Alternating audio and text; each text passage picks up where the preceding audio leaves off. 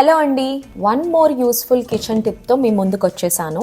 ఈ షార్ట్లో డ్రమ్ స్టిక్స్ని ఎలా ప్రిజర్వ్ చేయాలో చూపించేస్తాను. డ్రమ్ స్టిక్స్ని ఒక ఫింగర్ సైజ్డ్ ఆర్ మీకు నచ్చిన సైజ్లో కట్ చేసుకొని మొత్తం స్కిన్ తీసేయకుండా ఇలా పార్షియల్గా హ్యాండ్తోనే పీల్ చేసి పీసెస్ అయితే రెడీ చేసుకోండి. నెక్స్ట్ అయితే బాయిలింగ్ వాటర్లో ఈ పీసెస్ని ఒక 3 to 5 minutes వరకు కొంచెం సాల్ట్ వేసి బాయిల్ చేసేస్తున్నాను.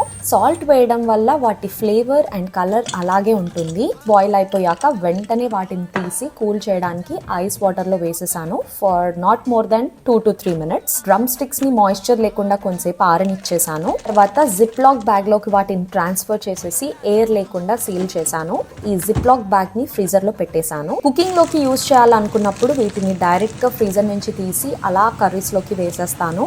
మనం ముందు ఆల్రెడీ కొంచెం బాయిల్ చేయడం వల్ల కర్రీలో వేసాక అంత టైం పట్టదు. ఈజీ అండ్ త్వరగా కుక్ అయిపోతాయి. సో వీడియో నచ్చితే లైక్ అండ్ సబ్స్క్రైబ్.